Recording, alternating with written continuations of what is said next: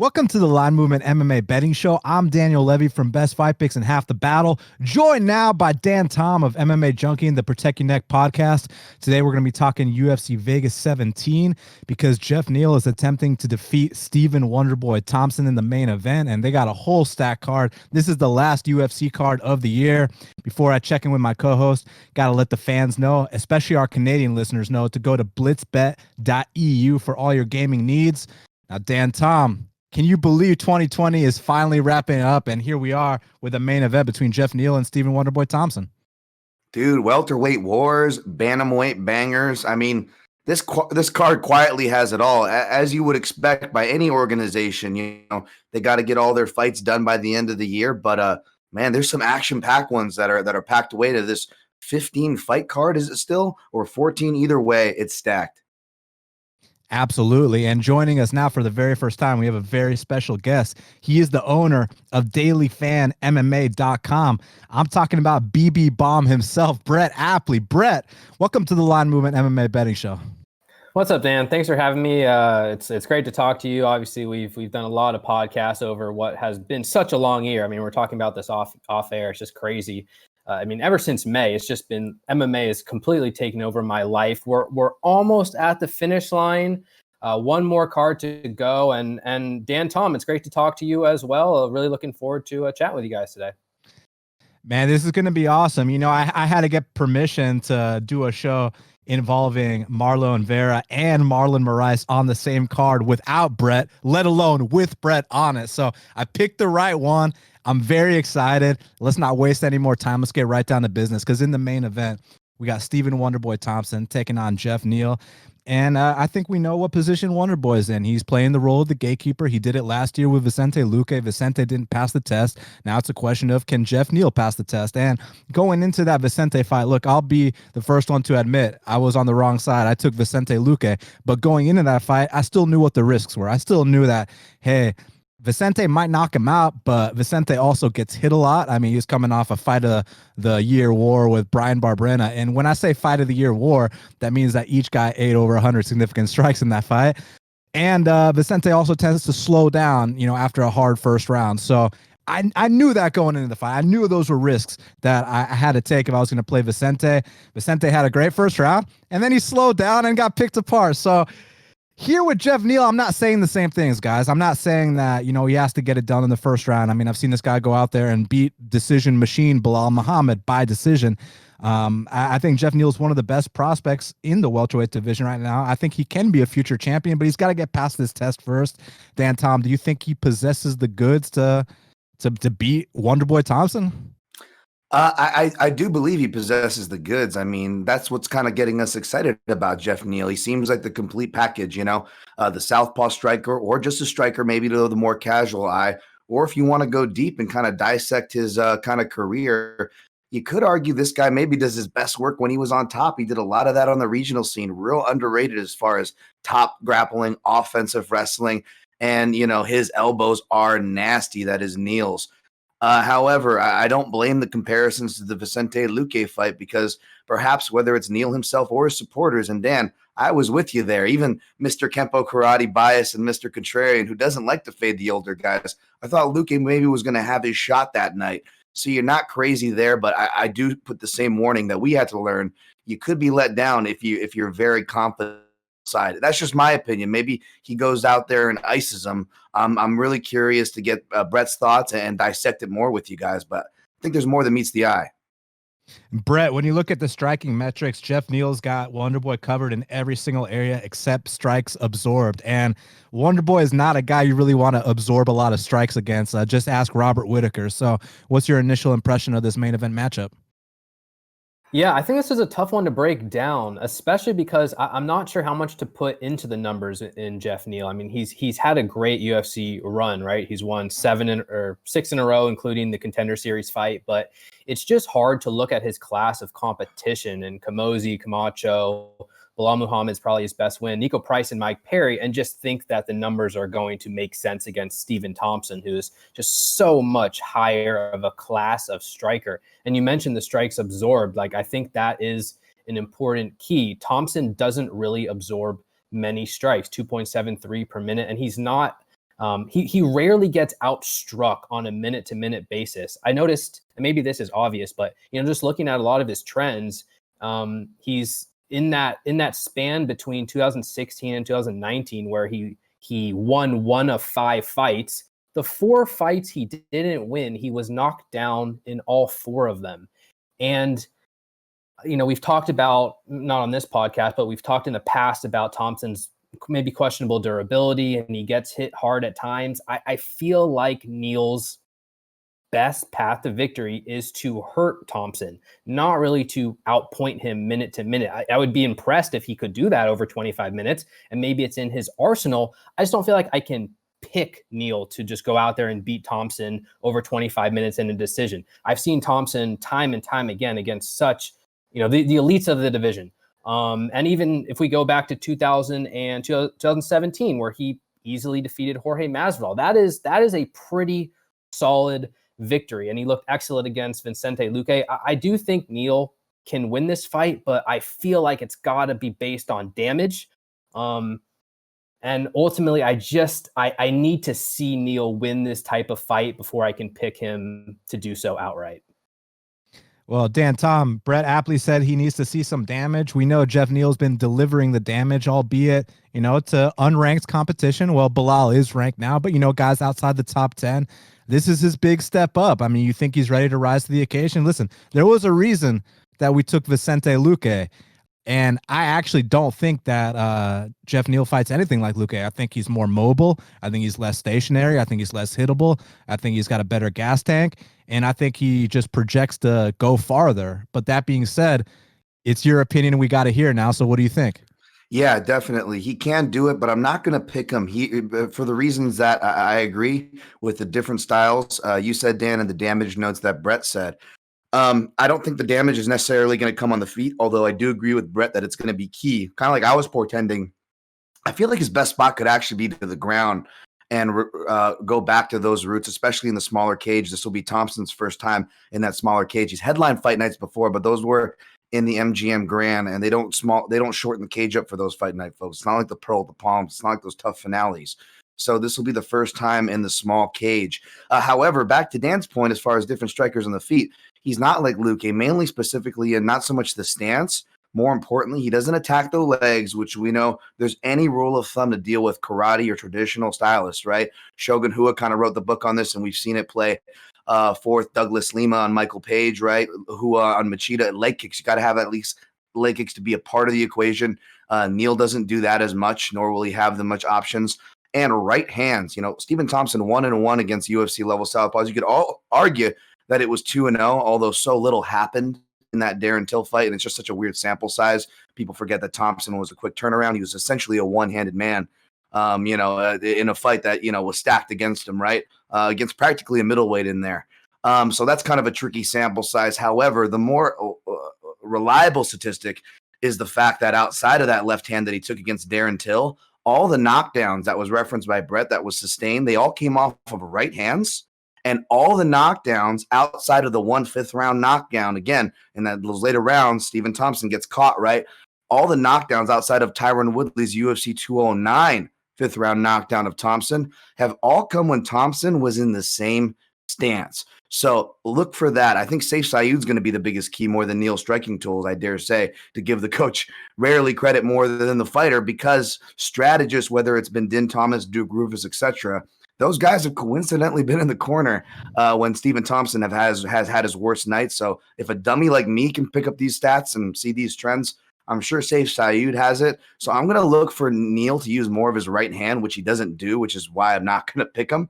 But I'm also going to look for him to blitz more whenever Thompson does go in that same style matchup. Thompson will probably be keeping, kind of like Lyoto Machida, they like to keep that open stance matchup. So Thompson, he'll probably fight most of this fight from orthodox. But as soon as he goes southpaw, Neal's going to be live. However, I have this theory, guys. When I went back to watch Neal, he seemed kind of uncomfortable at range if he doesn't have like an outright athletic or technical edge. Like even against guys that were more experienced and can counter, like Nico Price, who, by the way, not given as much credit technically perhaps as he should. However, to say that Nico Price is one of like the top welterweight counter strikers would be silly. So I don't know if it's a mix of height and length parity, or the savviness in countering from the Nico Prices to the Kevin Hollands in the regional scene. But I actually have a theory, guys, that Neal is not comfortable at range. And if that comes to light and he goes to takedown mode and that doesn't work, I think things can unravel for him real fast in this fight. So I'm going to go with Thompson. And not to correct you, Dan Tom, but didn't Steven knock out Jake Ellenberger in the small cage? Or was that I went back to watch that, and then that was they tailed off of that Connor fight night, right? So it was still in the MGM Grand. So they'll keep it. The only time they'll shorten the cage, occasionally for tough finality at Mandalay Bay, but mainly at the Hard Rock and the Pearls, where you see those smaller cages. The UFC, especially like post 2016, we saw less small cages for a reason, because it was just attendance and it was just aesthetics. Even though hardcores and even Joe Silva may have liked the small cage for action. So, Brett, I mean, I know when you talk about process, I know guys like Woodley, Pettis, and Darren Till all got to be at the top of your list, right? Well, all those guys figured out how to beat Wonderboy Thompson. Do you think Geoff Neal can have the same success Saturday night or not? I mean, I think he could, and I think there's a chance that the small cage plays to his favor, just because he's going to need maybe a larger number of exchanges to actually create that damage. If in a limited number of exchanges, it's going to be more difficult for him to land that knockout punch. And Dan made a lot of analytical points that I didn't even necessarily see, and I tend to look at more macro trends than micro trends.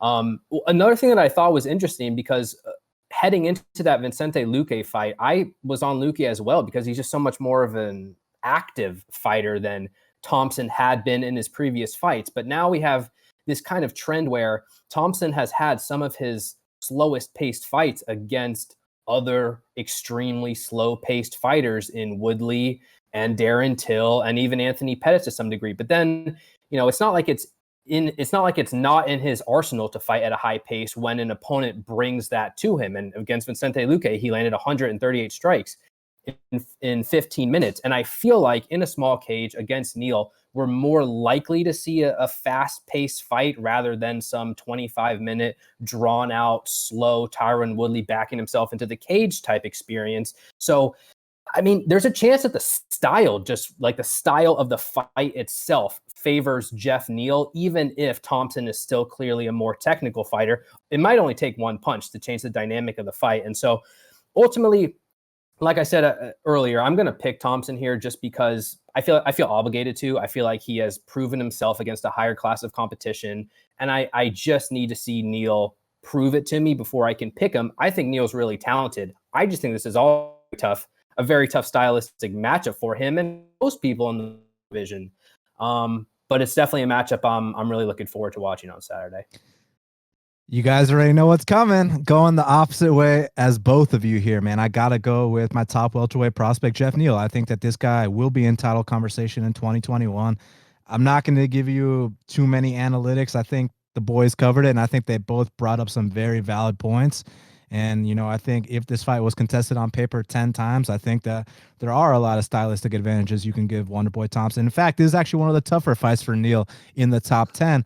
But that being said, if he really is who I say he is, then he's going to go out here and beat the gatekeeper in the division. And also, a lot of these older guys, you don't really know when they're just going to come back and not be the same. Look at Tony Ferguson last week. And that's not to discredit Charles DuBronx at all. Charles did a great job. But it's not like, Charles kind of just gritted one out, or like Charles dominated him in every single area of the game. And we've never seen Tony Ferguson get dominated like that. And I'm not saying that that's what's about to happen to Steven. All I'm saying is that, man, the years are flying by. Look at how Vince looked against Jamal Hill the other week. Like all these guys that we kind of not necessarily grew up watching, but that we started, we saw the beginning of their UFC careers. Now they're kind of towards the end. They have to fall off at some point. And I feel like this card has a trend of that. I mean, we're about to talk about the great Jose Aldo Jr. here in a second. But, man, I was picking Vicente Luque for a reason. I knew the risks going into that fight. I don't think that we have the same risks here with Geoff Neal. I mean, I know he's been knocked out before. I know Kevin Holland knocked him out, and that was a long time ago. But what I was saying about Luque was that he's a little bit too hittable. I knew that going in. I don't feel the same way about Geoff Neal. What I was saying about Luque is that he slows down. I don't feel that way about Geoff Neal. So I got to go with Neal here.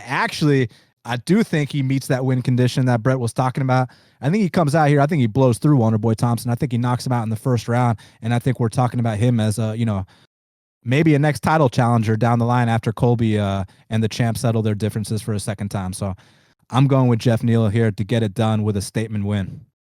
Oh, that's going to be interesting, man. Yeah, I wouldn't be surprised, especially if it does happen in the first round. And I'd be happy for that team. I guess the one thing I feel like obliged to mention is, do you think that the health turnaround? I know our own James Lynch was able to get an interview with Geoff Neal on our channel, back when it happened. But what was it, 3 months ago? Not super short, but not super long ago. Does that worry either of you guys? I guess closing out here. Which, by the way, I like the under. If you're looking for middle ground between these picks, just throwing that out there. That's a good question. Let me check what the under is. Under how many rounds? 4.5 is where it's totals. The main totals are set.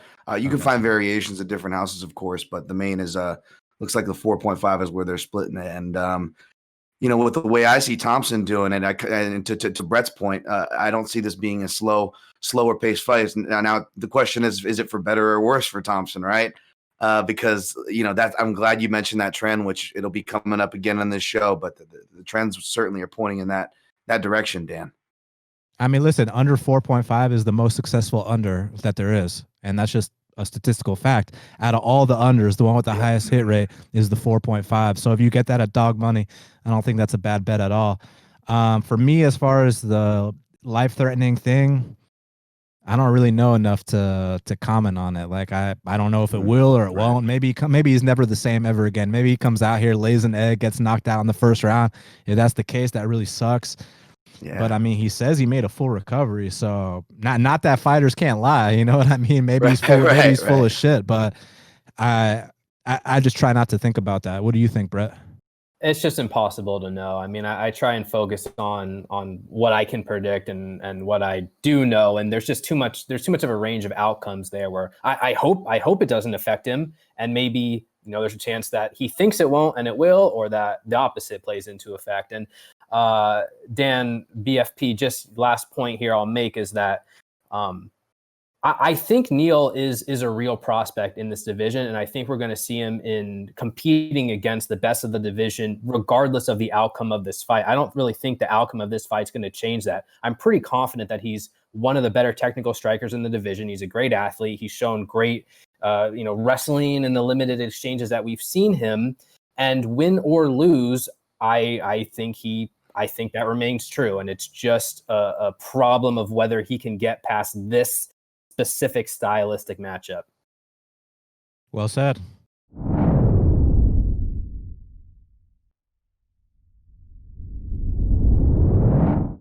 Now, gentlemen, the co-main event of the evening.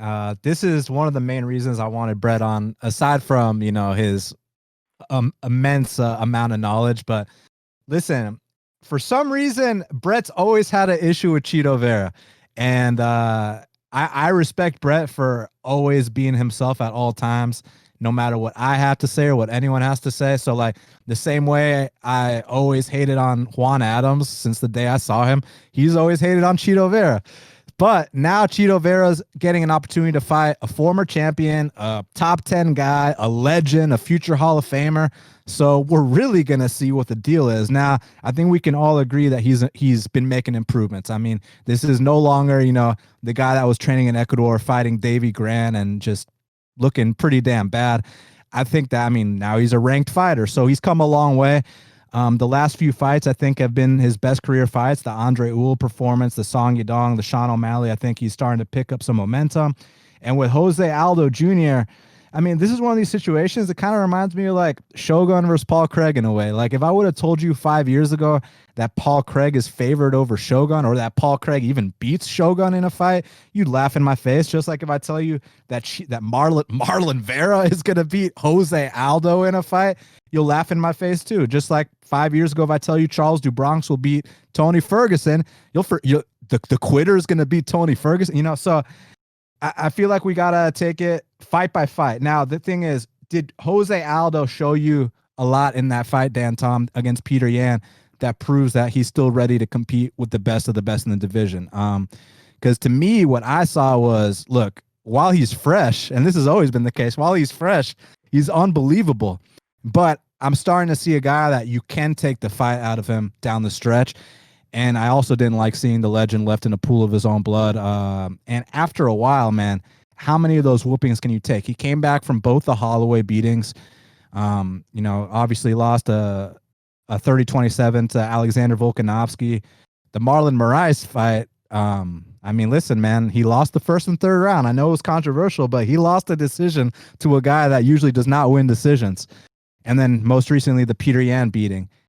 Is this the right place and right time for Chito Vera to get the biggest win of his career or not, Dan Tom? Or will Jose Aldo always be better than Marlon Vera, no matter the occasion? Man, maybe it's good. Yeah, I didn't realize my man Brett doesn't like Marlon. I do like Marlon. However, I also love my dude Jose Aldo. So maybe I'm a good person to be in the middle of you two for this one. No, but all seriousness, I was actually impressed with Jose Aldo. I picked against him. Don't get me wrong. But both in the live watch and in the rewatch, I was impressed that he still showed me that he wanted to be there. Now, will he be there? I don't know. I hate to keep using my man Tony Ferguson, who now is really going to get his claim to fame as far as this negative stuff attached to him. But here I go.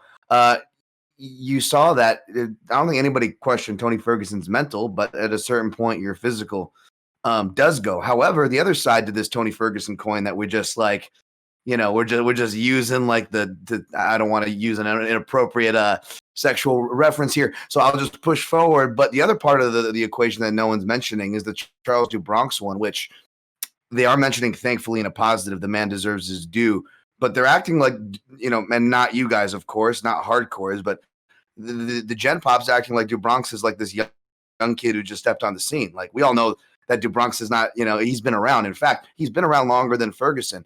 Oh, but he was younger than, and I'm going back to Aldo here with this, folks. Oh, he's younger than Ferguson, though. I'm like, well, he's got more miles at the highest level. His fights were just as ballsy.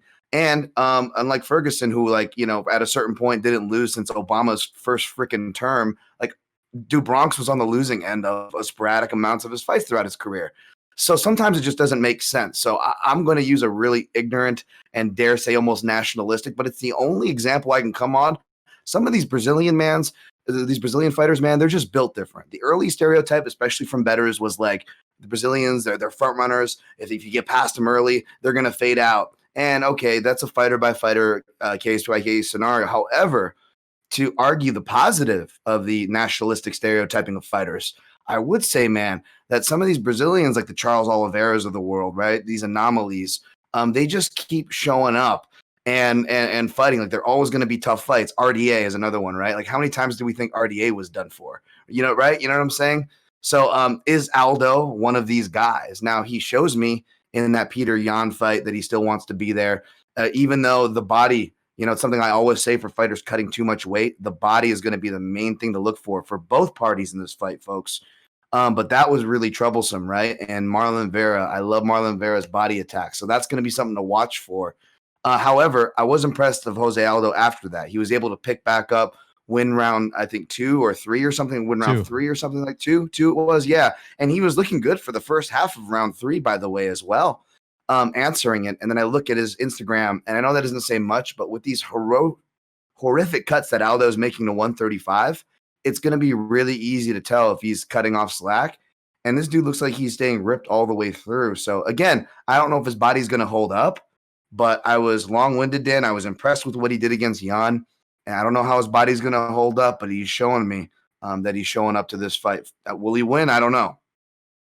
I mean, Brett, Dan Tom brought up some great points. He talked about Chito's body work. What about Jose Aldo's body work? I mean, Jose Aldo can rip the body. He had some very nice body shots against Peter Yan. Obviously stopped Jeremy Stephens with a body shot. I mean, what do you think? What does Jose have left? Yeah, I guess we'll find out on Saturday. Look, in regards to the trash talking Marlon Vera, a lot of it is tongue in cheek. And the problem for me is just going back throughout his career and seeing all these wins where he is losing rounds in which he does win. He's losing rounds to Guido Canetti, Luigi Burin, Nolan Hernandez. He's losing round after round to these guys, and fights he ends up winning. So that is the root of a lot of the reasons why I've been down on him compared to the public. But the other thing, something I pride myself in, is I'm never gonna just say something to say it. If I see improvements in a fighter, then I will make adjustments in my read. And I have seen dramatic adjustments in Marlon Vera's game throughout the last several years. He is coming into his own for a number of reasons. And one of the reasons I really liked against Song Yadong is that he actually started, to wrestle a little bit. This is a guy who was averaging like half a takedown per 15 minutes and then going out there and taking down Song Yadong a couple times. I know it may not seem like much, but that gives you another path to victory. It's as simple as that. So if he can continue to fight in this way, be aggressive, land strikes at a higher volume, wrestle more, in my opinion, his chances of winning the fight, regardless of whether it's Aldo or any other opponent, go up. Now, in terms of this specific matchup, I think it's kind of impossible to just watch tape on these fighters and come away thinking Marlon Vera is a better fighter. Jose Aldo is just a much better boxer, in my opinion. He's a better wrestler. He's so much more experienced. His game is much tighter. I don't need to go in depth on that. The issue for me is I don't know if this fight's really going to come down to skill versus skill. I kind of just think it's going to come down to how long can Aldo survive. I mean, I give Aldo a pretty big edge in the first round, and at least the first half of the first round, because Vera's going to pressure him and Aldo's going to be countering, and he's going to be able to keep Vera off. I think it's just a question of whether he can hold Vera off for 15 minutes. And we saw what happened against Peter Yan. Eventually, Aldo could not hold him off, and then he just got destroyed. In round 4 and round 5, he got absolutely destroyed. And a lot of Marlon Vera's wins have been opponents holding him off for a long period of time and then just breaking. So I really see this as Jose Aldo having a big edge for the first few minutes because he's a much more technical fighter. And eventually, whether it's shots to the body, whether it's just his own body breaking down, weight cut, whatever, I think Aldo's going to slow down. And to me, it's a question of whether he slows down enough that Vera can get on the inside and, again, hurt him, swarm him. And I feel like as much as I favor Aldo in round 1, Vera is probably the favorite here in round 3. So you may be surprised by the analysis, Dan, that I'm giving, but I really actually do think Vera's live in this fight, more so because he is incredibly difficult to hurt. He is going to be there for 15 minutes. He is going to be pressuring. And there's a chance, based on Aldo's, the long career he's had, that he just can't hold Vera off for 15 minutes anymore. Yeah, I mean, listen, it's a matter of right place, right time, because like you said, Aldo's got all the credentials in the world, and he's got the technique too. It's not just, he's the longest reigning featherweight champion. I mean, you see some of the shots this guy throws, and even to this day, it's beautiful to watch. One thing I want to say about the champ Peter Yan, he's amazing, obviously, but he coasts a lot in a lot of fights. Like, what I mean by that is he won't do something until he needs to. And like evidence of that, go watch that Jimmy Rivera fight where he literally took every single round off until like the final minute. Then he dropped him, won those rounds, secured them. Kind of did a similar thing, with Aldo to an extent. So I'm not entirely sure that Cheeto's going to just come out here and coast. I know the first round, he's a slow starter. You guys already know the deal. Aldo's a very fast starter, but how many times have we seen Vera tee off on guys that slow down? And at some point, it's easy to say Aldo's going to win the first 2 rounds and Vera's going to win the 3rd round. I get that analysis, that makes sense on paper, but at some point, Aldo's going to show up and just not look right from the beginning of a fight, man. And I think this is the perfect time. It always happens one fight before we expect it to happen. Kind of like we thought that, or at least I thought that Ferguson versus DuBronx was going to be this fucking all-out war. But it turns out, I mean, not to discredit DuBronx, he did a great job, but it turns out those shots that Ferguson ate in that Gaethje fight, plus his entire career, it all caught up to him. He couldn't do anything against DuBronx. Not saying that Aldo's not going to do anything against Vera, but I will not be surprised if this is the drop-off point for Jose Aldo, man. I mean, I know the fight was competitive with Yan until it wasn't, but like, dude, that finish, it should have been stopped like 3 minutes prior, man. And then they let him take a bunch of unnecessary damage. And we've already seen this guy take too much damage in both those Max fights. I just don't like the way they're trending. And I think that this is actually a spot this is finally the spot where Vera can beat a guy like Aldo. I don't think Vera could have beat Aldo last year. I don't think he could have beat him 2 years ago, 3 years ago, for sure not 4 years ago. I think he actually would have got smoked by Aldo back in the day. But this timing is everything. We're about to go into 2021. I really think Vera's on the up, Aldo's on the down. So out with the old and in with the new. I'm going Marlon Chito Vera for the upset. I kind of do wish that the odds were, a little wider, just based off the names, the former champion, the future Hall of Famer, and Marlon Vera. Like, give me like plus 165. That'd be nice, but I understand why it's not there. And I'm still taking him for the upset, Dan Tom. I don't blame you for that, man. This feels like dog or passes, the only angle, as lazy as that sounds, but it feels kind of true here for all those reasons. I do feel like the body work is a two-way street, like you hinted earlier in the breakdown, Dan. Chito Vera's gotten better at his defense, but he still opens up to that body. And even though he's durable and has the chin, if you notice, some of those the most durable guys are really suspect to the body. So, it's going to be a two-way street there. But if Aldo doesn't get him out of there, with body work and an accumulation stoppage or something, then he's going to have to survive that third round. So, man, at the risk of continuing to just be unpopular with my over analysis and my boomer ass picks, here goes Boomer Dan Tom again, folks. I'm going to go with Jose Aldo here. Again, he's either going to get it done early or he's going to survive and make you sweat to the decision. And for that reason, since I'm picking him, I'm probably staying away from this fight. Good luck to the Marlon Vera bettors out there. You actually brought up a very good point. Not actually, you always bring up good points, but on this specific one, you mentioned how you can get these durable guys with body shots. Point in case, look last week when Billy Q fought Gavin Tucker. You're not going to get Billy Q out with chin shots, so go to his body. That actually slowed him down, and that's a guy who's in tremendous shape. So, yeah, I mean, I definitely think the body shots of Aldo are going to be in play. How much effect they have is a different story. Brett, any closing statements on this co-main event battle? I mean, I think it's going to be another fun fight. I'm not as worried about Aldo just dropping off from minute one as much as you are, Dan, because like if that was going to happen, that would be in the type of fight like Volkanovski versus Aldo. I think we already saw it where Aldo was kind of never in that fight, but Volkanovski outclasses Aldo in a way that Vera doesn't. Vera's not like a one-punch knockout, artist. He doesn't really have much wrestling in it. He's not going to be taking Jose Aldo down. That would be shocking to me. So I think his path to victory is attrition, is pressure, is getting to Aldo eventually. And if I had seen Vera hurt many times throughout his career, to the head, even to the body, I would be so much more inclined to pick Aldo here. But it's like, you go watch that Song Yadong fight where Vera absorbed 100 plus significant strikes to the head, and it just didn't look like it affected him at all. So he's just been so durable throughout his career that I feel like he's going to be there for 15 minutes. I feel like he's going to be pressuring. I still think Aldo can win this fight. Like you said, the first round is going to be there probably for Aldo. The second round could be there for him as well. I'm actually going to go with the dog here. I'm actually going to pick Vera. I personally don't think the line's good enough to make a play on it. But, shocking. I'm going to pick Vera to take the upset. I never thought I'd see the day.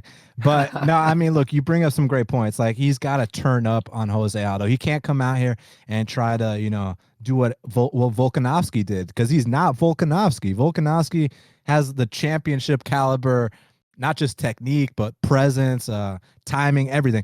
Vera just has to kind of make it dirty. He has to just, drain the gas tank of Jose Aldo by putting that volume and that pressure on him. And to your credit and to your point about the durability, I mean, I saw John Lineker land a bunch of head strikes and not drop or wobble him. I saw Song Yadong. I saw Andre Ewell. We might not think of Andre Ewell that highly, but one thing we might say about Andre Ewell is he's definitely a striker. He's definitely a long striker in that division. The one thing Andre's got going for him, he's got good hands. Andre couldn't get those hands going. Song Yadong couldn't get those hands going. Sean O'Malley couldn't get those hands going. Lineker got those hands going, but he couldn't put them down. So, yeah, right place, right time. Let's see what happens. I'm going to go with Vera here.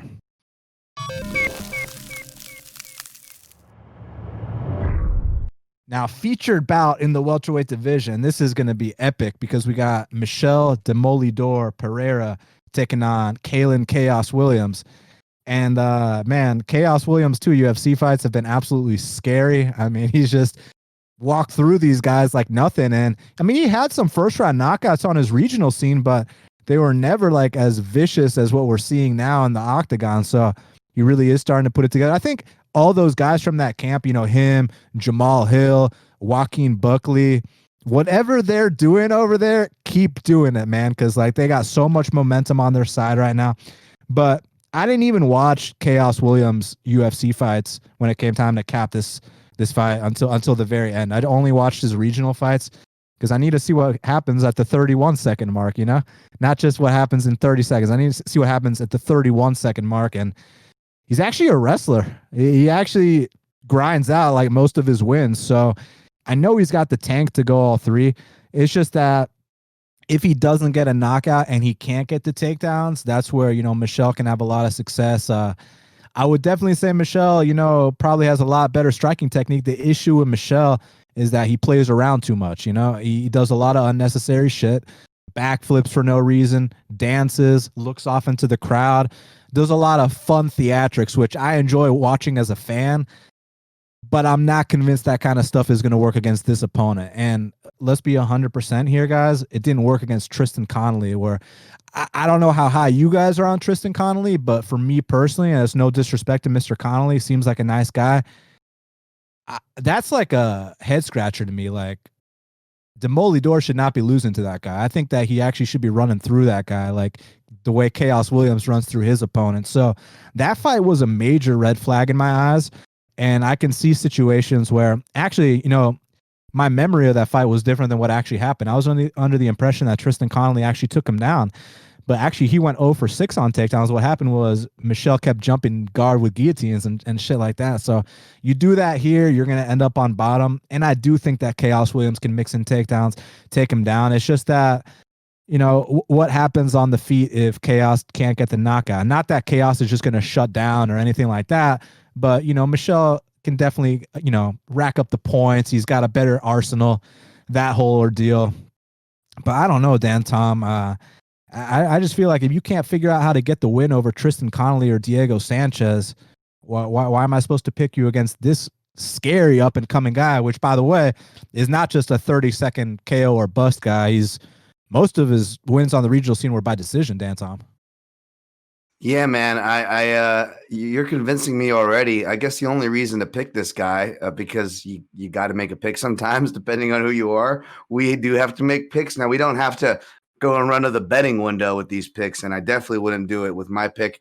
I would feel better if your pick was Khaos Williams. You're getting plus money there at least, not to do the lazy, you know, just, you know, to tell you that it's dog or pass or something, but like, man, it's tough. I'm picking again for skill. You know, Demolidor. You know, it's like it's like when you guys go to the liquor store or maybe the gas station, and there's always that beer that's like an absurd amount of alcohol IBUs, right? It's like some like double IPA, and it's like it's got like taurine, it's like some like horns, and it's, you know, that's what Demolidor sounds like. And similar to that, Pereira's like fight styles, like the experience of drinking one of those. Like you start off, you're like, I can't believe I'm drinking this. This is crazy.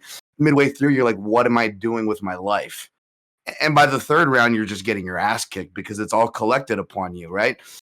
Which is what happened against the last fight against Salim Madaev. And I know Madaev is not, just because he has that name doesn't mean he's talented. I know I'm preaching to the choir. You guys have done your research. But I'm just saying for the general public, so not to weigh too much there. But when I go skill for skill, even though it did surprise me that Khaos Williams had more wrestling, it was like accidental wrestling, Dan. Like most Khaos Williams' top position in his regional fights, when it was when his opponent like could not get the idea of taking him down out of their head. And it was much more successful than his own takedowns because Khaos Williams, like half of his own takedowns, they look accidental because he's just throwing himself out of position. And it just looks really bad. Now in his last fight, we didn't get to see much, but like it almost looked like a different Khaos Williams. I wanted to see more because he was, you know, finishing with his lead hand. Everything looked way tighter if you looked at any of his footage. So that's what scares me and had me initially picking Williams. I think there's more, you know, not to use the value word, but there's more value on his side. But ultimately, I still wasn't sold on his surprising amount of wrestling.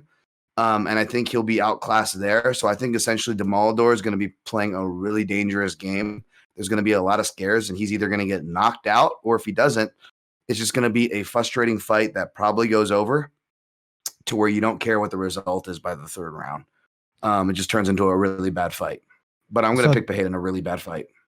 So, Dan, Tom, you're saying if his name was Zaleem Johnson and not Zaleem Imadaev, that no one would give a shit? Yep. Okay. And I'm picking Pereira, and I could see that. Sure. Yeah, absolutely. Got you. Brett, I'm actually curious what your take is on Pereira's process. And Dan Tom mentioned how, you know, he would accidentally get on top of these guys. Tristan Connolly accidentally got on top of Pereira. Can you see Khaos doing the same thing? Yeah, but see, that was from Pereira's self-sabotage. That's what a lot of this comes down to for me. I mean, Pereira's this guy who you watch his regional tape and then you watch his early UFC career, and it's just backflips and just stuff that would never work ever. Like, it makes me so mad just watching him, because like there is no reason for half the stuff he does, and to the point where it's so obvious that a lot of those flips and maneuvers are hurting him. It's just so obvious. But he has cleaned it up a little bit, and I don't know that I'm ready to just trust him as this fully processed fighter, but I have now seen him fight for 15 minutes. It was against Imadaev, but he, I think, only threw a couple flying knees and jumped off the cage a couple times. I don't think there was any backflips. Like, it was clearly intentional. It was clearly an intentional adjustment from Pereira to help conserve his gas tank, to actually get wins. I mean, he probably thought he was going to come into the UFC and smash Tristan Connolly with these absurd techniques, and they didn't work. And he's like, you know what? I just can't do this. And so he sat down and made some adjustments, and I thought he looked much better against Imadaev. The other angle in this fight is that I don't know what to make of Khaos Williams. The UFC wins mean almost nothing to me. I believe that he can hurt a lot of opponents in 30 seconds. I don't know much else about Williams, so we're forced to rely on his regional tape, where Dan made a good point. A lot of the stuff he does, the takedowns, they look at, he's fighting like, you know, like he has to, like, if he doesn't do something in the next 2 seconds, you know, they're gonna just take him out of the octagon and send him on his way home. Like, a lot of his fighting style is very I'm not chaotic? coming up with a good word. Chaotic. Yeah, I mean, sort of. Yeah, chaotic. That's a better word than I came up with. So, does he have a wrestling game? Yes. I don't know if it's some consistent pressure, top control. He's going to advance position, take the back. He might just throw it, like he kind of threw himself into a takedown on Alex Morono and then just knocked him out against the cage anyway. I could see him landing a takedown against Pereira, but Pereira's also a black belt in jiu-jitsu, and so I don't feel as though I know enough about Williams to make a real educated guess. I feel like I'm truly guessing. There's a wide range of outcomes here. And so for me, in these type of situations, I'm going to lean toward what I've seen more in the UFC and what I've seen recently. And I've seen Pereira go the distance now several times in the UFC. Granted, not all of them were great performances, but you know, he went 15 minutes with Connolly. He went near 15 minutes with Diego Sanchez. He improved upon that and went near 15 minutes against Imadaev, and Khaos Williams has fought for less than 1 minute. So at this point, I don't feel as though I can go out here and say Williams is likely to beat Pereira over 15 minutes. I think he's probably got to hurt him early. Maybe he can mix in a takedown. Maybe he can force this reckless style out of Pereira once again. But I saw enough from Pereira against Imadaev to make me feel like he's the better minute-to-minute fighter. And that's what I tend to rely on in these types of situations. Yeah, listen, I mean, I think you make great points. And with me, Pereira is just like such a wild card because I know he's got the talent, the technique, the ability, the skill, and I know he's done it before. It's just like, can I trust him to come out here, stay disciplined on that game plan, don't do anything stupid. You know, if he starts getting off on some shots, then is he going to start doing backflips? Then is he going to go for a guillotine? Then is he going to talk? Like, I just don't really trust him that much. Like, some of the stuff he was getting away with against Imadaev, like all the slapping and all that stuff. Don't get me wrong. I love all that stuff. It's very entertaining. And I just love shit talk as it is. I'm just not convinced that kind of stuff works in a fight like this. And again, I'm not basing it off the 2 UFC fights for Khaos. Look, picking him and having him get another 30-second KO, that'd be great, because that looks good. You picked a guy to win, and then he destroyed his opponent. It doesn't get any better than that. But I just think that there's going to be moments in this fight where he finds a way to get on top of Pereira and then kind of can grind the fight out. And his one loss as a pro was to this guy Peter Yates, who's actually like a Michigan D1 wrestler, and they both took each other down in that fight. It was, I think, Khaos's 3rd pro fight, so he still had a lot of work to do compared to the guy he is now. But like, I've seen him take down D1 wrestlers, so it's not like the guy can't wrestle. It's just like, he kind of reminded me a bit of like a welterweight Derek Brunson at first, where might not look the prettiest, but it's like effective at a certain level. And I think that he can be effective against an opponent like this. Again, like, I want to see Michel Pereira putting guys like Diego Sanchez away in the first round. I want to see Michel Pereira taking a fight against a guy like Connolly Serious and destroying him. Like, those 2 performances weren't good enough for me. So, yeah, and I think those are against much lesser opponents. So I'm going to go with Khaos here. I think he can get the decision. The 30-second knockout works for me too, but I'm going to say that he finds moments to get on top and he grinds this one out. Any closing statements on the featured bout, gentlemen, before we move on? You mentioned how you don't know if you can trust Pereira to do X or Y. The answer is you can't. You definitely cannot trust Pereira to fight calmly and technically for 15 minutes. You're hoping that he will, but you certainly can't trust it. The only thing I would say is I don't know that you can trust anything that you've seen from Khaos either. And in those 30-second wins, he's fighting so aggressively where I'm not sure if he's a wrestler anymore. I'm not sure if he can fight for that pace for 15 minutes. In fact, I know he can't. I mean, he can fight a different way for 15 minutes, but aggressively going at hunting for the knockout for 15 minutes is not going to work.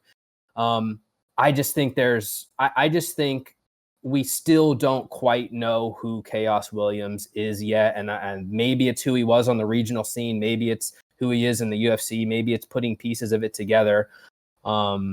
But I just believe we just need more data on Khaos Williams, because at this point I feel very uncomfortable even kind of explaining who he is as a fighter, whereas at least I feel okay about Pereira. Definitely has flaws, but I feel like he can replicate that performance against Imadaev to some degree. And he's also, for what he lacks, he's absorbing very, very few strikes, less than 3 strikes per minute. He doesn't take a lot of risks. He does crazy stuff, but he's not in these wild pocket exchanges. A lot of it is crazy offense, but he's actually been pretty sound defensively thus far, and maybe that will help him in this fight.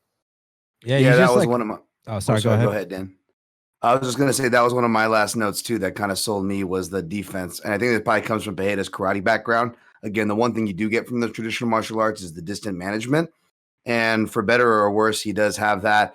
All I'll say is I'm not going to argue too much with my man Dan Levi, but I will say this. I can guarantee this, is that both guys are going to make mistakes. Khaos Williams are going to be a little more basic and unimpressive, whereas Pereira's mistakes are going to be very grandiose, but also very stupid. And that's going to be the difference. Yeah, like my thing with Pereira is I know how good he can be, and I know what he's capable of. He can do some shit that other guys simply can't do, like a lot of those capoeira techniques. My issue is that he's gonna do some really good stuff that we like, maybe establish a jab, maybe land some good kicks, and then after that he's gonna do a couple funky dance moves, and that's great against these. No offense, these bums like Tristan Connolly, who he didn't even beat. He should have beat against Zelim Imadaev. I'm just not convinced he can get away with that stuff against a guy like Khaos. But maybe Khaos isn't who I think he is. What I think he is I think he's the welterweight Derek Brunson. Maybe he's not that guy at all. Maybe he's not. But I can just so see Khaos capitalizing on one of those. It's like Pereira's a loose cannon, man. Like he just cannot be trusted. But I get your point. You want to see more of Khaos. I want to see more of Khaos too. I'd like to see him come out here, win a decision. That'd be nice. So we have 15 minutes of data inside the octagon. But I kind of got to see both of them be consistent before I can trust either one. But one of them's the dog. I'll roll with the dog. Let's see what happens.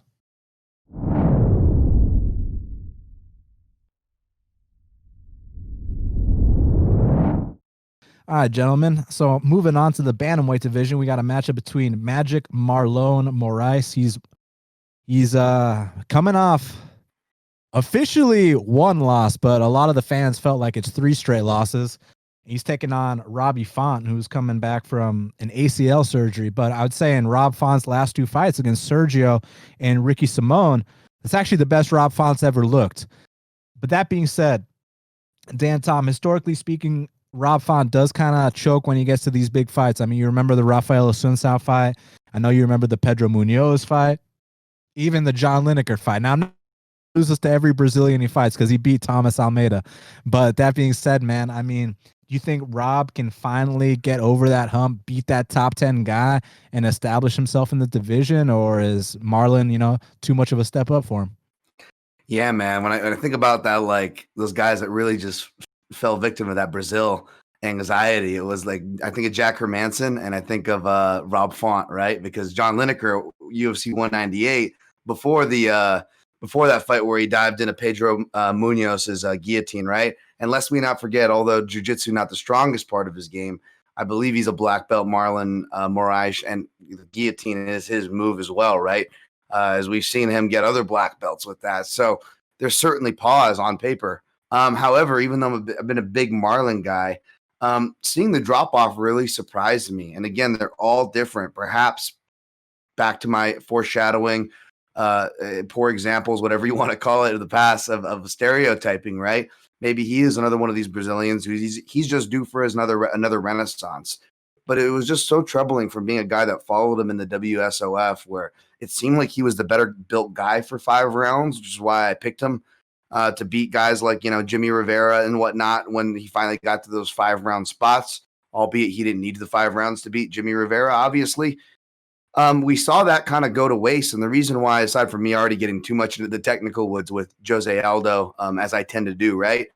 But I didn't want to bring up Jose Aldo's spirited archetype because I realized that archetype also exists in Marlon Moraes.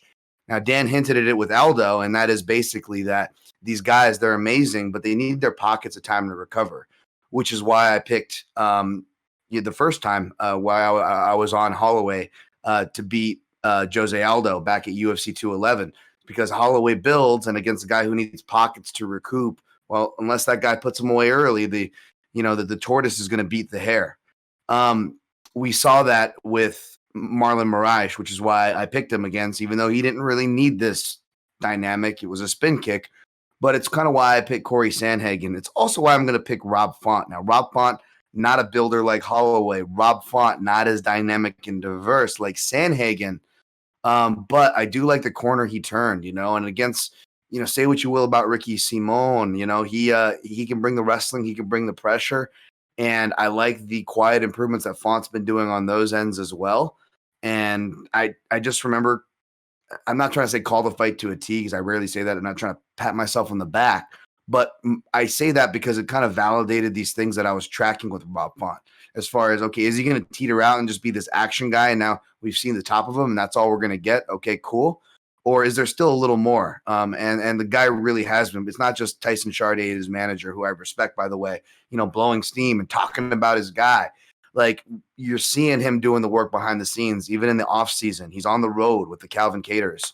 So sorry I'm long-winded here, guys, but I do like Rob Font here. I don't blame him for being an underdog. I think Moraes is the deserved favorite for what that's worth. It's no disrespect to him. I just think as long as Font doesn't S the bed, he's gonna pull away with it. Brett, let's throw out some numbers here. The most strikes that Marlon Moraes has ever landed in a UFC fight is 59.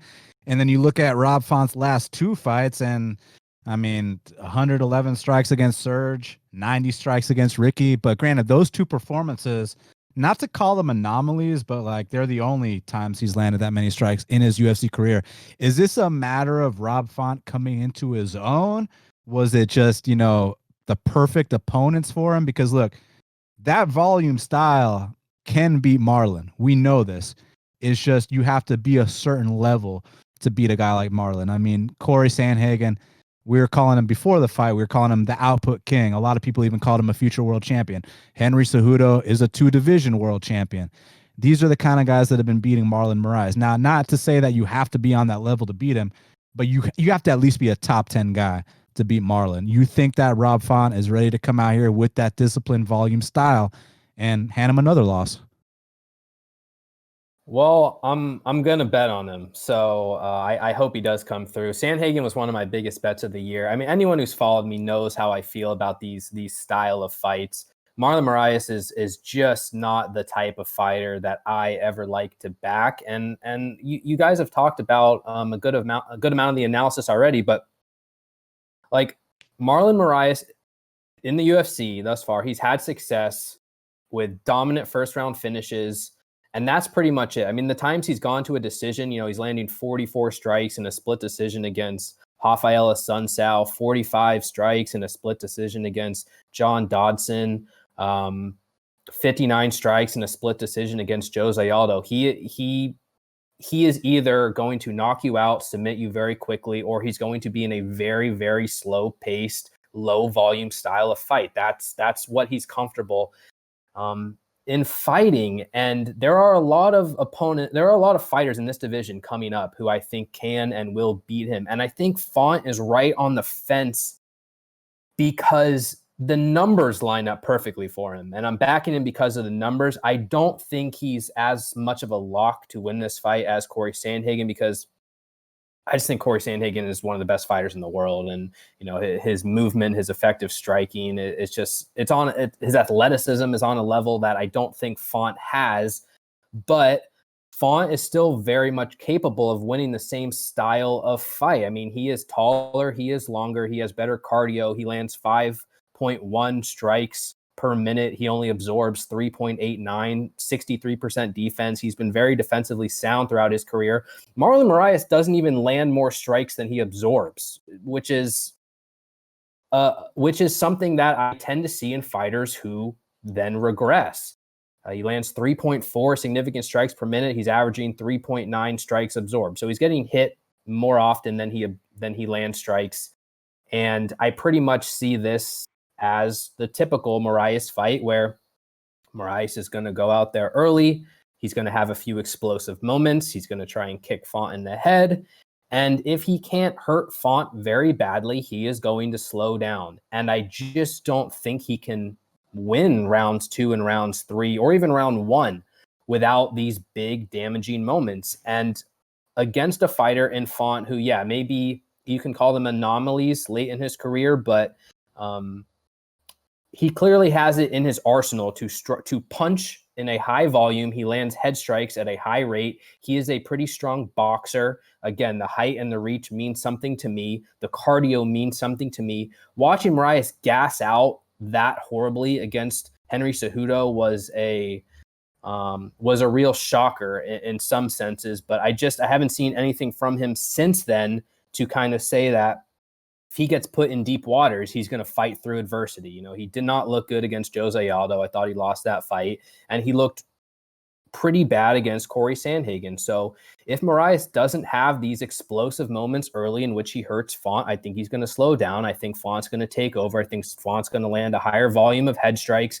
and win this by decision or win by knockout. And I do blame him for being the under. I don't think he should be the underdog in this fight. I do think Moraes is live, and Font's not an athletic freak like maybe some other opponents in the top of this division, but it's a good style matchup for him. And I do believe he wins this fight more than 50% of the time.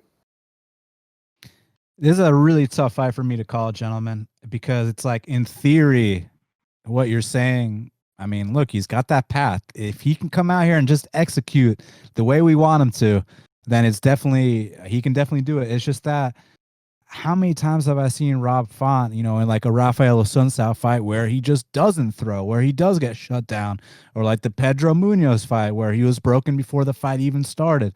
Those are the kind of things I'm worried about. Now, granted, he's catching Moraes at a great time. This is like the best time to fight Marlon Moraes if you want to take a win over him. I mean, Henry Cejudo already took his soul. A lot of people think he lost to Jose Aldo. I actually thought he beat Aldo. I thought he got the first round, and then that third round, he got that takedown at the last minute or whatever. I thought he stole it, but either way, I'm not going to sit here and act like it was a good performance because it wasn't. The fact that it was in question was already like because I was thinking he was going to knock him out with the first head kick he throws. He almost did actually, but yeah, that was a very sketchy performance. And then the Sandhagen fight, Sandhagen just blew him out the water. Like Sandhagen didn't even have to weather a storm. Sandhagen dominated from the second the fight started to the second that he knocked him out. So Rob Font's catching him at a great time. Rob Font's last 2 performances were his best. He is coming off that ACL surgery. Has Rob Font matured? You know, that's really the big question here. Is this big moment going to get to him? Because like I can't just write off that Asuncao fight, man. Like he literally didn't fight in that fight. But he got taken down and controlled by a much stronger wrestler in Asuncao, and I just don't think Moraes is capable of fighting to that same game plan. Moraes, lands 0.6 takedowns per 15 minutes, and yeah, he might go out there and land 1 takedown against Font here, but Font's a brown belt in jiu-jitsu. He's not going to be outclassed on the mat. Again, maybe Moraes goes out there and submits him in the first round with a takedown, but it's not going to be 3 rounds of top control like a lot of it was against Asuncao. And the Muniz fight does worry me. That's the type of fight that Moraes could win. A high-paced first couple minute, explosion. He hurts Font. Font jumps into a guillotine, and that's that. But I do not see him winning this fight in the same manner that Asuncao did, mostly because he doesn't have the cardio. He might land a takedown in the first round, but it's going to tire him out. It's like the Tyron Woodley situation. Tyron Woodley doesn't not wrestle because he doesn't know how to wrestle. He doesn't wrestle because landing takedowns and controlling fighters on the mat and attempting takedowns and failing tires him out. Moraes has cardio issues, and I just don't really see many paths where he goes out there, attempts 5-6 takedowns, lands 3 of them, dominates I just don't see that in Moraes' game. Look, if Moraes go ahead. Go ahead. I was going to say, if Moraes was in better form here, you'd actually get the debate from me. It's just I can't make the case for Moraes like when he's been looking as shitty as he's been looking. If this was pre-Henry Cejudo fight, you'd get the debate from me for sure. But I mean, I will say this: it wasn't just Asuncao taking him down. Asuncao also outstruck him on the feet as well. So it was just like, I need to make sure that Rob Font's gonna have his head on straight for 15 minutes, because if he does, he can win this fight. Like with the path that we already laid out. It's just I need to know that this guy's showing up. Now you're getting dog money, so that's good, and he definitely has the skills to do it. It's just mentally, can he show up for that big fight? That's always been the concern with Rob Font, is that big fight moment. So let's see what happens, Dan Tom. Yeah, lastly I'll say with the Asuncao fight, because that one keeps coming up. Like, for one, Asuncao never gets his due. That guy, it shouldn't be a surprise that he kicked Rob Font's ass. First of all, Asuncau's a badass. And that fight shouldn't have happened because Asuncao was at the end of his prime, which is why he kicked Rob Font's ass. And the UFC was on that 3 or 4 year or 5 year run, it felt like, of let's fuck over Asuncao and not give him a title shot. So that fight shouldn't happen. It also shouldn't happen from Rob Font's case, because they were Joe Lozoning him in the sense that, oh, this guy's an action guy. He wins one fight, like, let's reward him by giving him an even harder fight right up the way, instead of like kind of riding out that nice equation. And I did not like that fight from the start. Was not surprised that he lost there. And even though Moraes is one of the best counter kickers in the game, he's not a counter puncher nor a counter takedown threat like Asuncao is. There's a reason why, from Aljamain Sterling, who's been looking great, to other guys, there's a reason why they all have weird fights with Rafael Asuncao. So I would be careful about using that example. And about the mental checking out thing, it's a complete valid worry. Dan, it's a valid worry of mine. Should be a valid worry. Brett, or anybody, playing the Font side, which, by the way, Brett, I don't think that's a bad, I don't think you're crazy for whatever that's worth. My opinion's worth. But I will say this, and it's something that me and Dan have discussed on this show that's worth mentioning, is that I mentioned Jack Hermanson. Now, Jack Hermanson was able to have his third, he failed twice in Brazil to that pressure, right? That Rob Font did against both Lineker and Asuncao. Jack Hermanson had to crawl through hell, but he was able to get it back, right, and prove to himself that he can overcome that hump. He proved to us and himself that he could do it when he beat Talis Leites. And after that, he still would falter against these athletic guys, right? However, once we got into this pandemic era, I noticed a lot of the fighters, especially ones that were forthright about, the anxiety got to me, or I have performance anxiety in general. whatever the case is, those fighters seem to have win or lose better performances than they've had otherwise. Even Jack Hermanson. Let's see when Jack goes long and when he's not winning. He had plenty of chances to crumble against Vettori, which I know is not the same type of knockout puncher as others he's faced, but still the athletic, advantage was pretty darn clear. And Hermanson, to his credit, at least impressed the hell out of me by going forward in places that he wouldn't have crumbled. You could maybe credit that to the lack of crowds. And again, aside from that, a Sun Sao loss, which is perfectly excusable in my book. Those other two losses came in that, Vumai Mohe, sorry for my mispronunciation, era of the sport when we had crowds. Y'all remember that? So even though Font hasn't fought during this pandemic era, and that's something that I like to weigh out, who's been more active during this era, I do think even though he hasn't been active, which I like, I do think that psychologically he will perform much better in these circumstances. I don't know that. I'm just saying for what it's worth. No, it's a good point. And listen, it's not from my take. It's not about giving him shit for losing to a Sun Sao, because I know a Sun Sao is a badass too. I mean, you guys know we don't got to mention that he's beat the whole top 15. I mean, he beat Sterling, TJ Dillashaw, all these guys.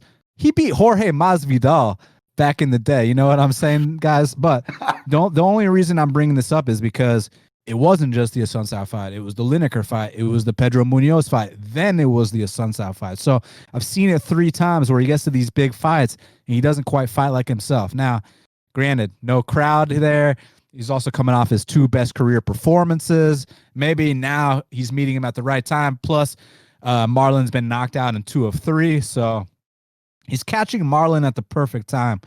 So I'm going to roll with Rob Font here just because I think momentum's on his side.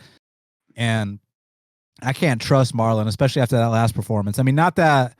Look, I mean, you guys were calling Sandhagen to win from the jump, but like, I thought if Sandhagen was going to win, like at least he's going to have to go through some shit early or something. Like he didn't have to go through anything. He just ran through him like it was nothing. Like he had no respect for Marlon Moraes whatsoever. So it makes me question where Marlon's at mentally. So I'm going to slightly edge Rob Font. And I hope he gets over the hump, man. It'd be nice to see. So let's see what happens, gentlemen.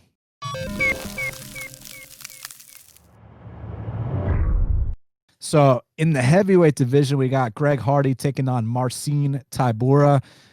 Do you boys view Marcin Tybura like he's kind of coming into his own? Like maybe he, is in his best like form, or was he kind of just fighting favorable matchups? Because like he did lose some weight. Like he is seeming a little more confident in there.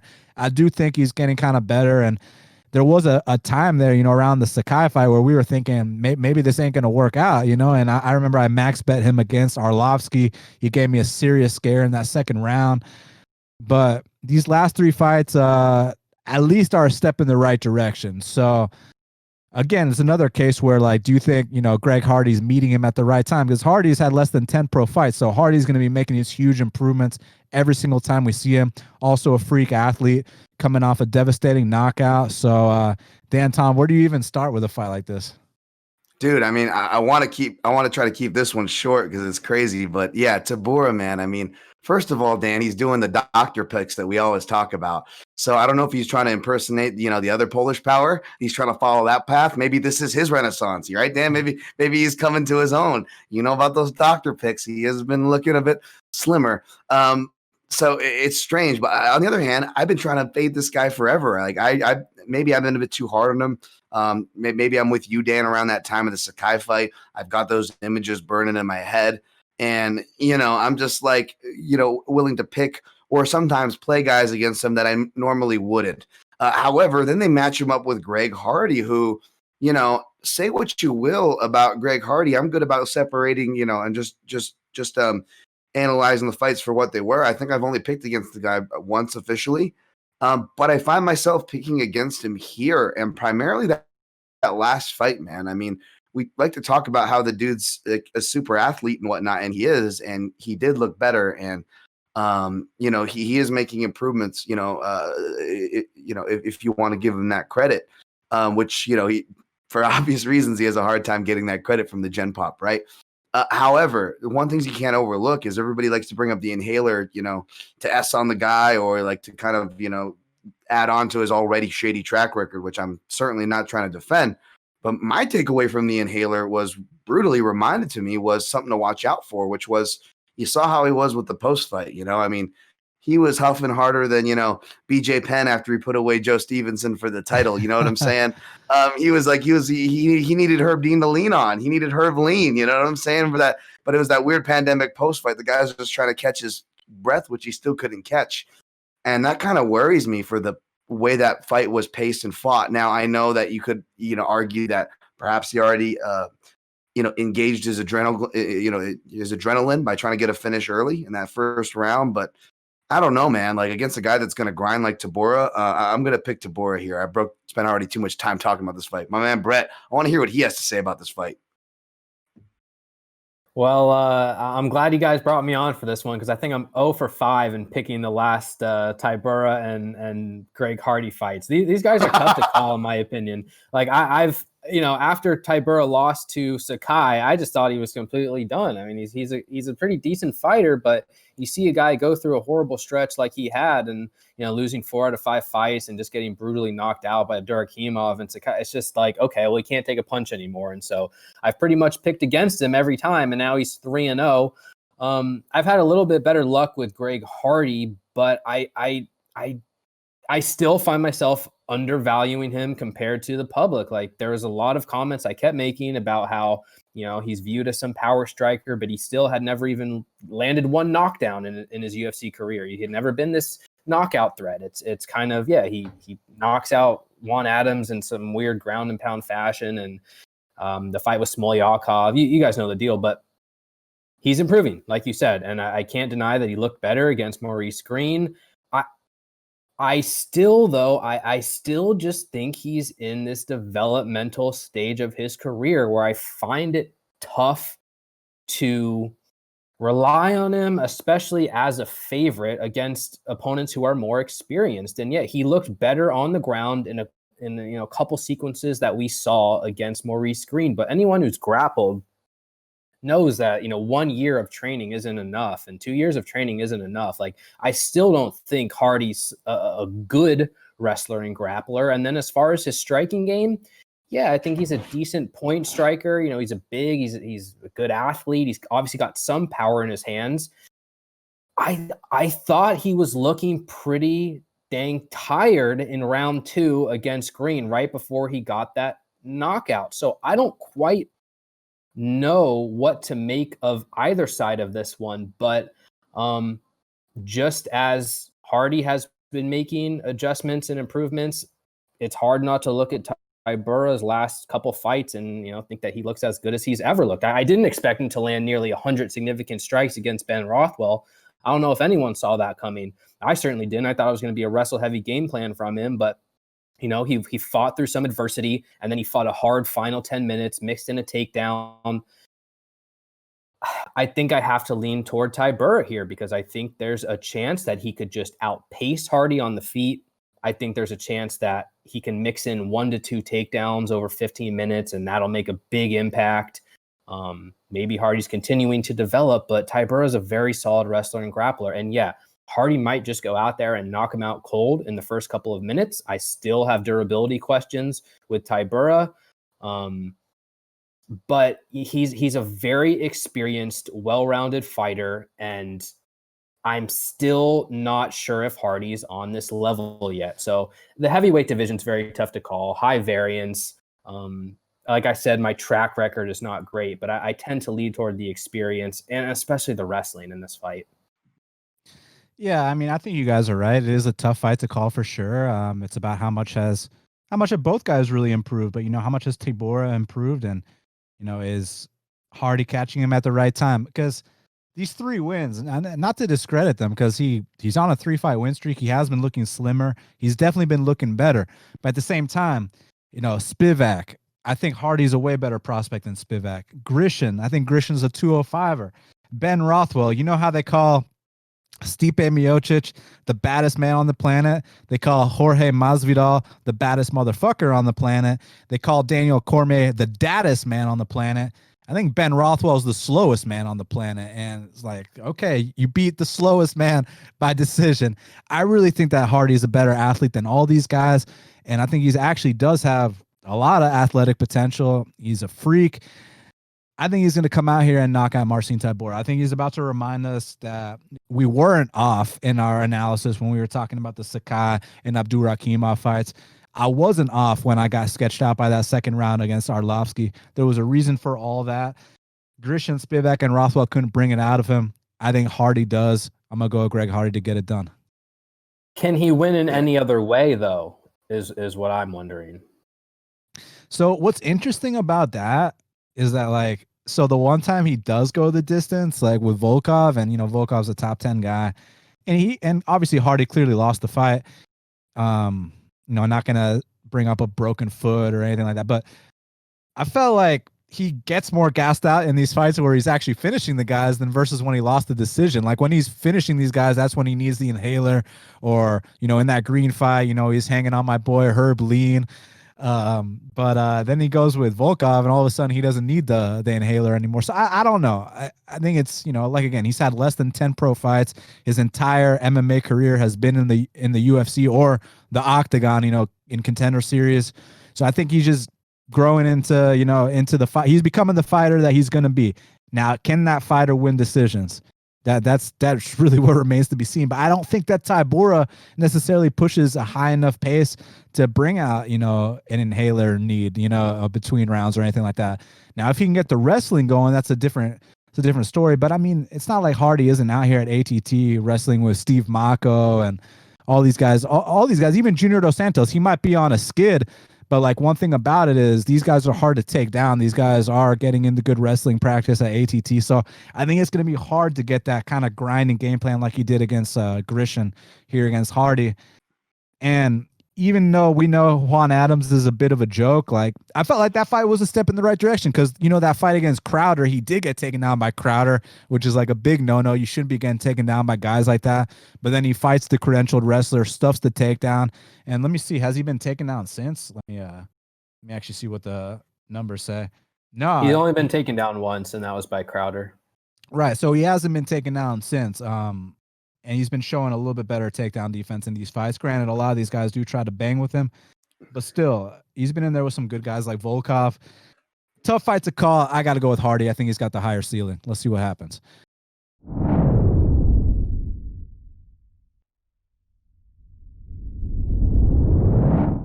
So last but not least, before we get out of here, we gotta show some love to the ladies, because Taila Santos is taking on Gillian Robertson. And, you know, I've made these kind of breakdowns before where I feel like it's not really about one fighter, it's about the other fighter. And I feel like this is one of those cases. This fight is all about Taila Santos for me. I mean, on Taila Santos' absolute worst day, she'll go out there and lose a fight to Barella. And that fight with Barella had nothing to do with what Barella did right. It was more about what Taila did wrong. Taila simply didn't fight in that fight. It was crazy. So unlike anything I've ever seen. And then she goes in there with Molly McCann, and when she actually decides to fight, I mean, she's pretty damn well-rounded. She's good everywhere the fight goes. I mean, all she had to do was give me 1% of what she showed against Molly McCann, and she goes out there and beats Mara Romero Barella, no problem. Here with Gillian, she's a ground specialist. I mean, obviously, if you're betting on Taila, you don't want Gillian to get on top. You don't want Gillian to take her back. Gillian's very opportunistic, and I actually think when it's all said and done, similar to how Chito Vera is going to have the most finishes in bantamweight history, I think Gillian might have the most submissions in her division's history when it's all said and done. But man, I still see too many holes in the stand-up aspect of things in Gillian's game. I know she's getting better, but I really think that if Taila can keep the standing, man, she's going to light up Gillian Robertson here. It's just, I want to go with Brett first on this one. Brett, what kind of % chance do you give Taila Santos of keeping this one standing? It's hard because I feel like a lot that what we have to go on is the Mara Romero Barella fight. And I'm just not sure how much I should take that into account, because she didn't, you know, she looked like you said, 1% of herself. She didn't look like the fighter who I now think she is, but also she didn't really have many defensive grappling sequences against Molly McCann, and her regional scene is kind of questionable. So I'm really not sure. I will say there's someone else in the industry who I was talking to a lot this week about this fight who is really, really high on Robertson and thinks she's definitely going to land takedowns. And I could see it, but that's also like the only way she wins, right? Robertson will win if she lands takedowns, if she gets top position, if she holds it for several minutes of time, if she gets a submission. That's how Robertson wins. Anything else happens, she's going to lose. And so, yeah, I don't perceive Taila Santos as some elite defensive wrestler, and maybe she has some questionable get-ups. And I think Robertson will have a moment or two, but man, I feel like Santos is a on a different level physically. And along with the striking, I also have this suspicion that Santos might be attempting takedowns. I think Robertson's only defended or had to defend one takedown in the UFC, and she didn't. So her takedown defense is 0%. I'm pretty confident Santos could take her down if she wanted to. That would put her in danger theoretically. And I'm not even sure if that's what she wants to do. I just have this suspicion that we might all be expecting her to, keep range and, outpoint Robertson when she may actually just go out there and take Robertson down. So I'm very curious to see this fight. And I really do respect the grappling game of Robertson. But like you said, Dan, there are enough holes in the rest of her game where it's tough to favor her with any confidence for me. Dan, Tom, let's say we're getting the best version of both ladies. I mean, Gillian Robertson just got awarded her black belt under Dean Thomas.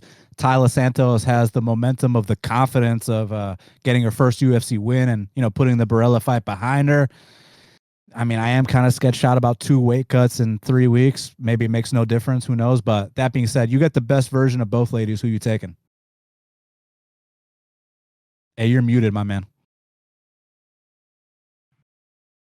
I think the best version beats the other in this case. If you look at Taila Santos, like, hey, that's who you want to beat someone like Gillian Robertson. You want someone that's strong in the clinch, better striker, Muay Thai striker, hence the clinch, defending and getting back out to striking, more physical.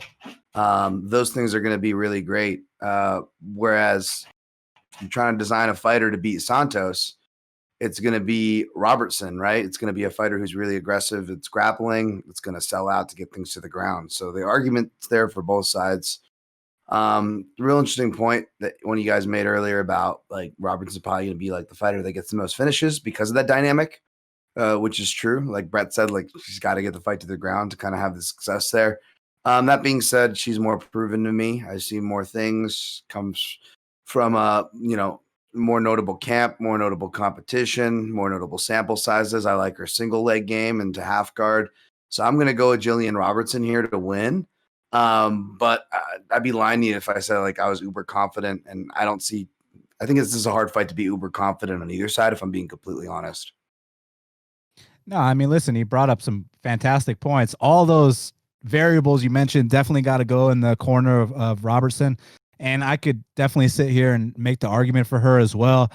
And I would just bring up the Barella fight. I mean, she lost to Barella. Like, what else is there to say, right? But man, I just felt like those two performances were so night and day. And it really was more of like a mental thing than it was a skill thing. I think it was her UFC debut, not to make excuses for her, because I mean, she cost a lot of people a lot of money with that fucking performance. So trust me that we're not sitting here making excuses for that, Dan Tom.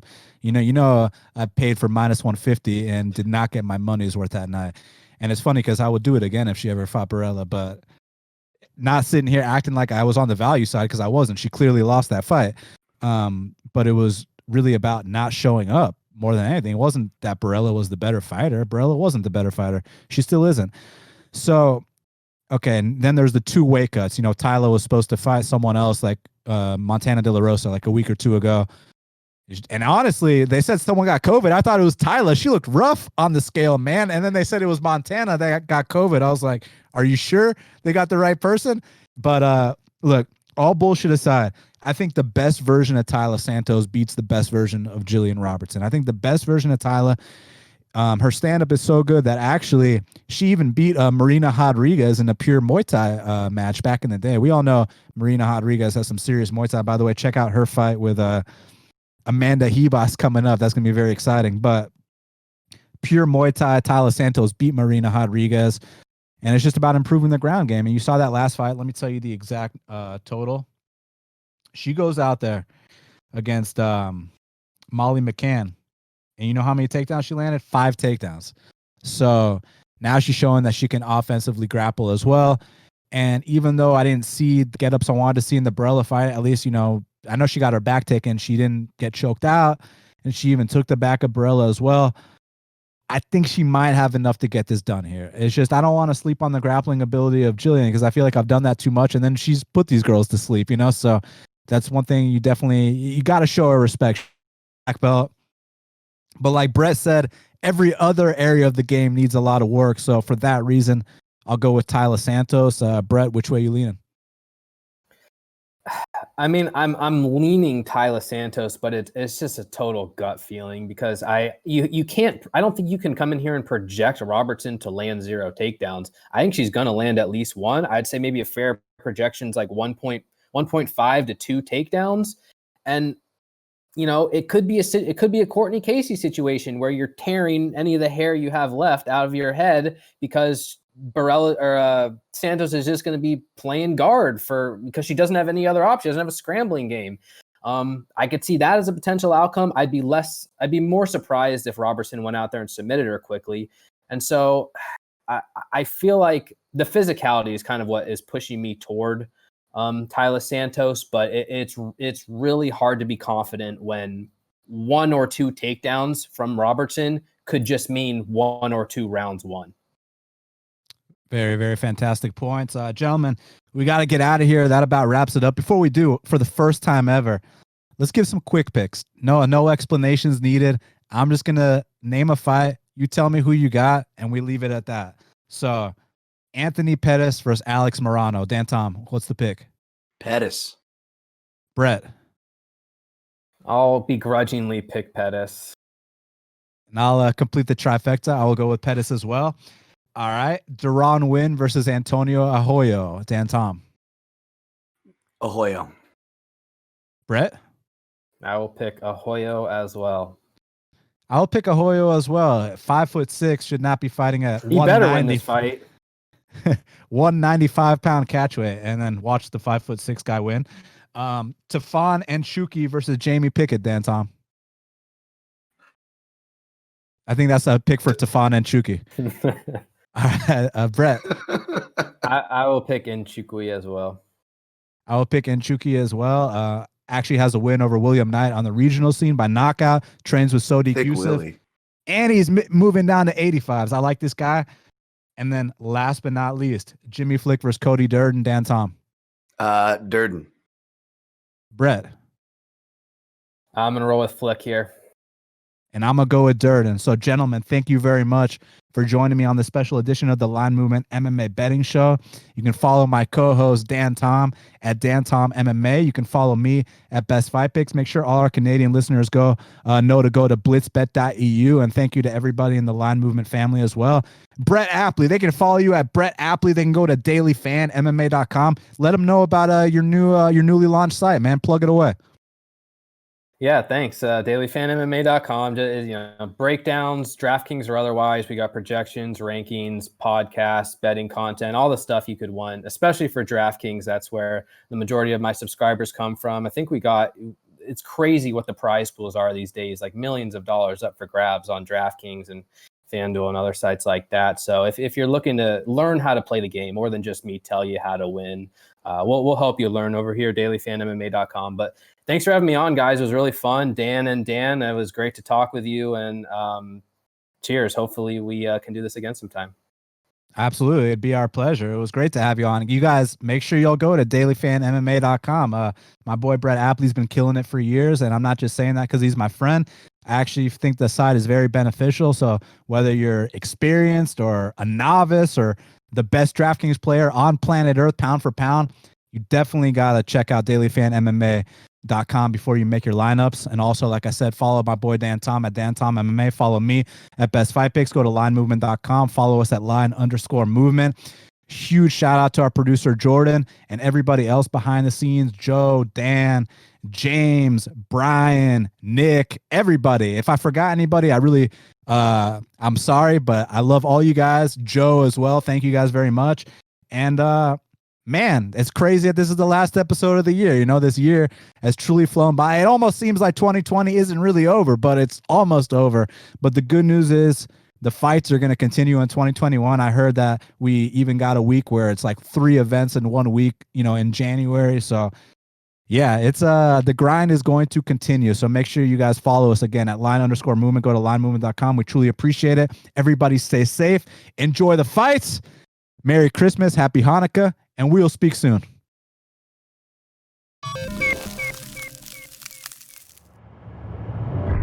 What's up, everybody? If you dug what you just saw, be sure to hit that like button below, subscribe to the channel, and follow along at linemovement.com for all of our upcoming content.